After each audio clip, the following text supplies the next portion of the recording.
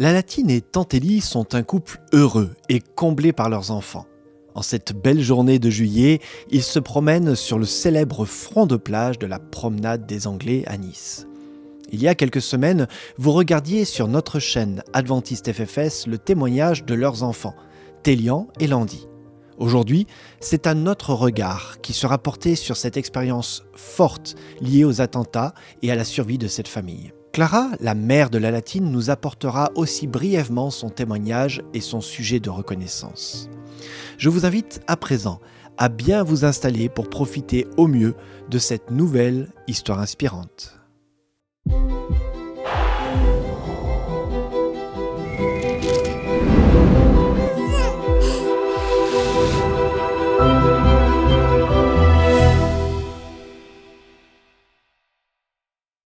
La Latine, bonjour. Bonjour.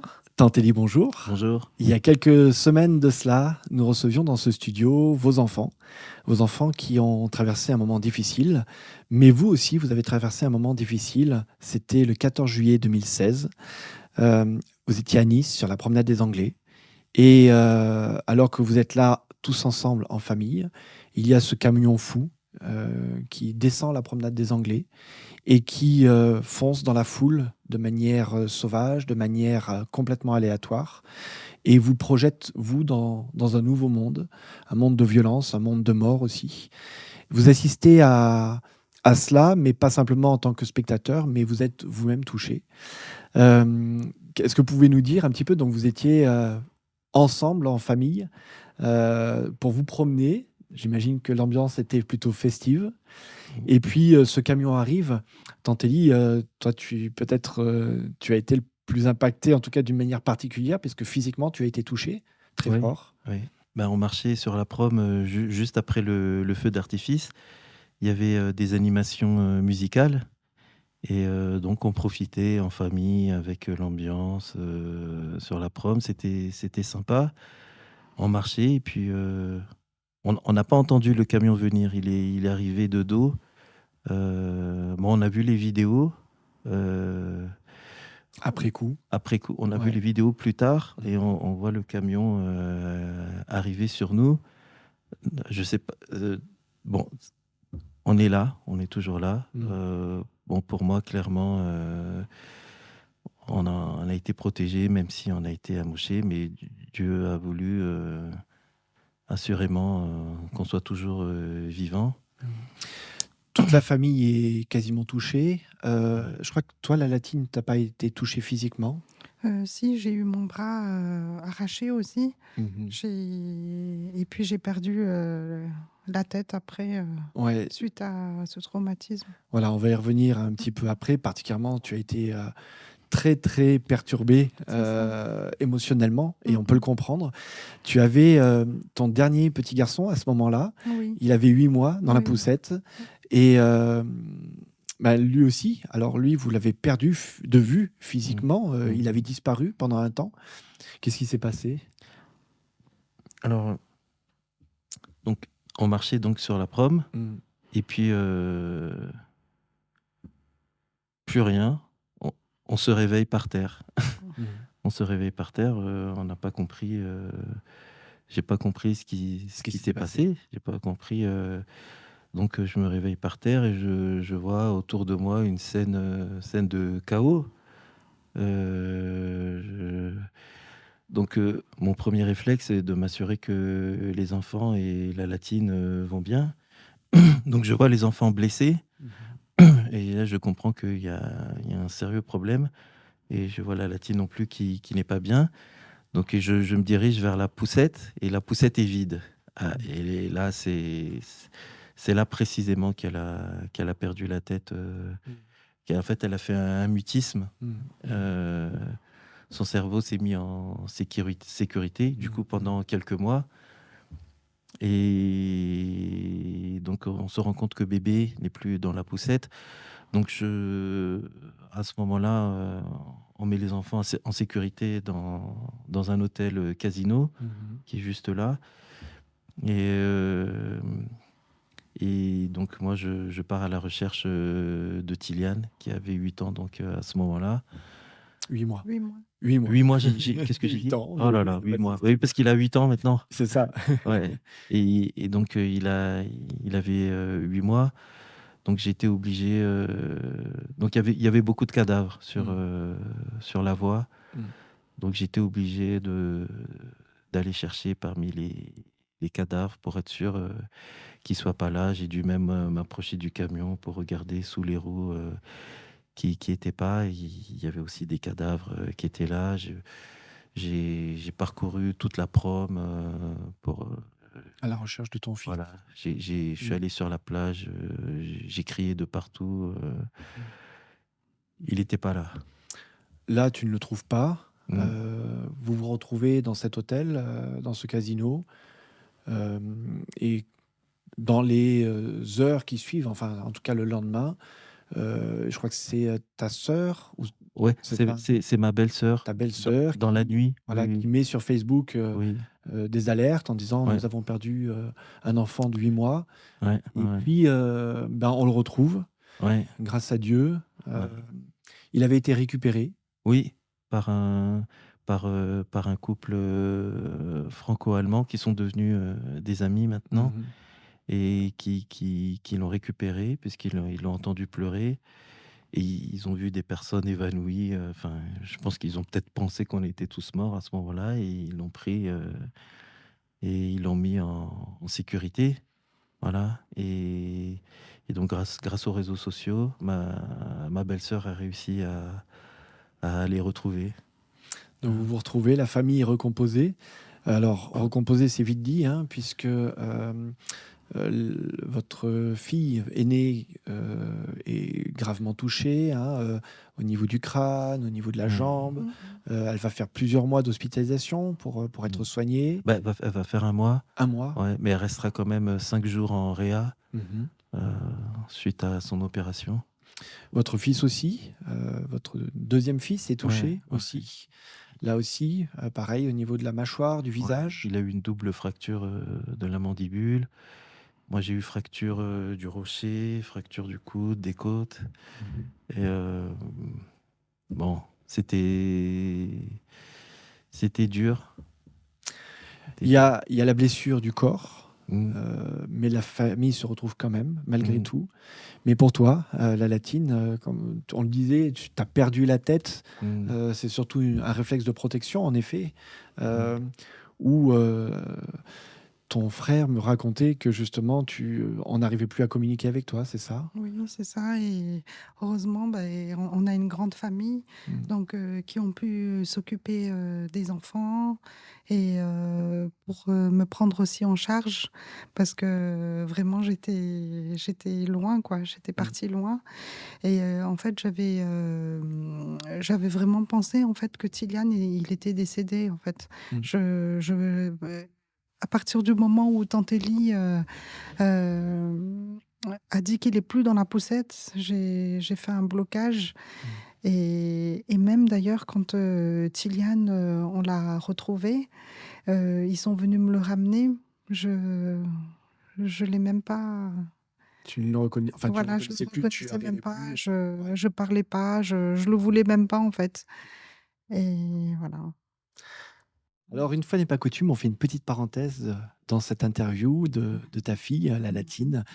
Et je voudrais que tu puisses nous raconter un peu plus, justement, sur ce retour à la maison de la latine, dans quel état elle était. Oui, d'accord. Oui, donc ce 14 juillet de l'attentat, les enfants maintenant étaient bien placés dans les hôpitaux, entre de bonnes mains. Mais ça ne veut pas dire qu'il n'y a pas de... Enfin, on ne sait pas dans quel état ils étaient. Mais le problème, pour moi en tout cas, c'était maintenant ma fille, la latine. Parce que quand je l'ai rejointe à l'hôpital, elle ne m'a même pas reconnue. Elle n'a pas reconnu ni moi, ni mon mari, ni la famille. Alors je lui ai dit, la latine, on l'a retrouvée. Elle n'entendait rien. Elle ne voulait rien entendre. C'est pas qu'elle ne voulait rien entendre, mais elle ne pouvait pas entendre. Son esprit était bloqué et impossible pour elle. Alors là, elle tourne en rond, littéralement. Oui. Tante Élie nous disait cette difficulté qu'elle avait tout d'un coup. Elle était complètement. Elle perdait la tête, il prenait cette expression. Oui. Là, tu me disais que c'était la pire nuit de ta vie. Oui. Pendant ce temps-là, tante elle était à l'hôpital. Donc, c'est moi qui m'occupais de la latine. Et puis, l'infirmière nous a dit, rentrez à la maison, on va s'occuper de vos enfants, enfin, vos petits-enfants d'abord, et puis on verra par la suite. Et quand on est rentré à la maison, je me suis dans la voiture, elle disait, où est Tiliane, où est Tiliane? Et j'ai dit, oula, on va rentrer, elle va se calmer. Et non, arrivée à la maison, elle disait en boucle toute la nuit, on n'a pas dormi avec mon mari, où est Tiliane? Elle tournait autour de la table, où est Tiliane? Elle allait aux toilettes, où est Tiliane? Elle allait près de la fenêtre, où est Tiliane? Bon, c'était très, très dur pour nous. Et le lendemain, vous retournez à l'hôpital parce que vous dites qu'il y a quelque chose, c'est grave, elle ne peut pas rester dans cet état-là. Et là, le médecin vous dit quoi? Oui, alors le médecin nous dit, écoutez, on l'a examiné pendant longtemps, 1 heure et demie. Pour l'instant, il n'y a rien à faire, mais le choc a été tel que on ne peut pas dire quand est-ce que ça va se débloquer. Ça peut se débloquer aujourd'hui ou demain ou dans une semaine ou je ne sais pas, dans un an de 3 ans. Quand on entend ça, c'est la pire des choses qu'on puisse entendre. Alors, tu souhaitais témoigner de quelque chose de particulier que vous avez vécu en famille. Ça a été la prière d'intercession, puisque, comme tu disais, la latine ne parlait plus, elle tournait en boucle. Et là, toi, tu es intervenue en tant que mère, en tant que grand-mère aussi. Voilà. De quelle manière? Oui. Juste parce que quand on est blessé physiquement, le médecin il peut dire ça va se cicatriser dans 1 ou 2 semaines. Mais là, c'est dans une période inconnue. Et à qui est-ce qu'on peut s'adresser sinon à Dieu? Alors, comme la latine ne parlait plus, ne comprenait plus rien, donc on faisait l'intermédiaire entre Dieu et elle. Bien sûr, à la base, Jésus-Christ. Et c'est là vraiment que je fais l'expérience de la prière d'intercession. Et je remercie tout le monde, toute la famille, la famille élargie, la grande famille, d'avoir intercédé pour celles qui ne parlaient plus. Intercéder, prier pour ceux qui ne peuvent pas. Merci beaucoup, Clara, d'avoir accepté de témoigner dans ce témoignage déjà. Oui. Le traumatisme, il a été extrêmement violent, on s'imagine. Et malgré tout ça, vous avez réussi à surmonter l'épreuve. Aujourd'hui, ça va beaucoup mieux pour tout le monde, même s'il peut y avoir encore des blessures aussi bien physiques qu'émotionnelles. Mais aujourd'hui, si vous êtes venu ici témoigner à ces micros, c'est aussi parce que vous avez envie de laisser un message comme quoi Dieu a toujours été là. Oui. Là, on ne peut pas dire le contraire, là. Là, c'est vraiment... Il était là et on sait qu'il sera toujours là, présent pour nous et pour notre famille. Hors antenne, tante Élie, tu me disais qu'en début d'année, quelques mois avant cet épisode tragique, tu pries le Seigneur et tu lui demandes un changement dans ta vie. Parce qu'il y a la routine qui s'est installée, il y a peut-être de la fatigue, de la lassitude, et tu demandes à ce qu'il y ait quelque chose qui change. Alors bien évidemment, ce qui s'est passé n'est pas la réponse de Dieu, mais en tout cas, grâce à ce qui s'est passé, en tout cas, suite à cela, ça change complètement votre vision de la vie, c'est ça. Et tu as appris quelque chose, tu me disais hors antenne. Oui. Et ça m'a fait comprendre aussi quelque chose, c'est que on a notre manière de voir la vie, souvent avec un petit peu d'orgueil, et finalement, quelque part, pour nous reconstruire, Dieu nous brise. J'exagère peut-être, mais j'y vois quand même quelque chose, parce qu'on a quand même été touché physiquement, on a été touché vraiment au plus profond de nous. Il fallait que... à partir de ce moment-là, du 14 juillet, on ne Mmh. pouvait plus continuer à vivre comme ça. Il fallait passer à autre chose. En tout cas, Dieu vous brise pas dans vos corps, bien évidemment. Oui, La situation, elle est ce qu'elle est. oui, Mais comme tu me le disais, hein, mm, c'est pas toujours évident à comprendre la perception, la différence entre les deux. mm, Mais Dieu brise peut-être ou mm. utilise cette situation pour briser peut-être une vision mauvaise de la vie ou déformée de la vie pour Oui, revenir sur une priorité. oui, voilà. Et vous avez redéfini cette priorité Ouais, qui était vous, votre ouais. famille finalement. Oui, la famille, exactement. Hein. Je crois que ça a été peut-être ça, la prise de conscience de qu'est-ce qui était le plus important au final, en dehors du travail, en dehors de loisirs. Ouais. Et oui, puisque bon, ça va faire 15 ans maintenant qu'on est sur la Côte d'Azur. Mhm. Euh, au moment de l'attentat, euh, donc en 2016, Mhm. de 2008 à 2016, j'étais lassé de la Côte d'Azur parce que j'ai pas de musique sur la Côte d'Azur. Bon, c'est comme C'est ça. ta passion, Oui, c'est ce qu'il faut ouais. dire. C'est ma vie, Ouais, ouais. à part en plus de ma famille, Ouais, de ma ouais. femme et mes enfants. Et mais donc je me suis dit peut-être qu'il faut que j'apprenne à voir les choses autrement, puisque j'entends tout le monde autour de moi. Ah, mais c'est bien, on est bien sur la côte. Tout le monde est bien. Mm. Et il y a que moi qui. Mais vous êtes bien, mais Mais pas moi. mais moi c'est pas ça. Mm, mm. Alors tous ces événements. Tous ces événements me font m'ouvrent quand même quelque part les yeux, Mm. me m'obligent à redéfinir mes priorités. euh, et dans tous ces moments-là, on aurait pu perdre les pédales, Mm. on aurait pu sombrer dans la dépression. Mm. Mais après, justement, après l'attentat, on a quand même lutté contre la dépression, hein. Mm. Puisqu'on était quand même à fleur Fragile. de peau, on Mm. était sensible à Mm. tout, facilement irritable. C'était, c'était pas évident. C'était vraiment une reconstruction. Et Dieu vous a reconstruit et il a continué de Ouais, construire votre famille aussi, ouais. puisque la famille s'est agrandie aussi. Mm. Il y a eu une nouvelle petite fille qui est arrivée, C'est ça. c'est cela. Mhm. Et puis aujourd'hui, vous continuez votre route. Les enfants ont grandi. Ils se sont fait baptiser il y a quelques semaines de cela, quelques mois de cela, pardon. Mm. Et puis aujourd'hui, je sais que vous avez préparé aussi un verset en particulier pour laisser à tous nos auditeurs qui résume peut-être un peu votre parcours, en tout cas ce à quoi vous voudriez que d'autres qui traversent des moments difficiles dans leur vie Mm. puissent s'accrocher. Mm. Ce verset, c'est lequel? L'Éternel est bon, il est un refuge le jour de la détresse. Il connaît ceux qui se confient en lui. Nahum 1,7. Eh bien, je vous propose qu'on aille écrire ce verset sur le mur des témoignages. Merci beaucoup d'être venu.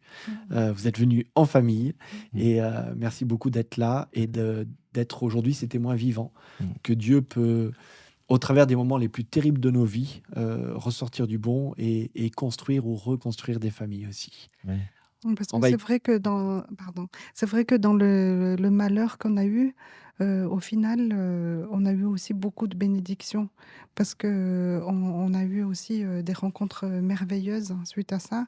Donc, Tiliane qui a été récupérée par le couple franco-allemand et c'était devenu des amis aussi pour nous. Et lors des baptêmes de nos enfants aussi, il y a eu aussi des représentants du maire de Nice, parce qu'ils ont suivi depuis le début ce qui s'est passé. Donc, ils se sont occupés des petits et vraiment, ils ont vraiment fait tout pour une bonne prise en charge des enfants.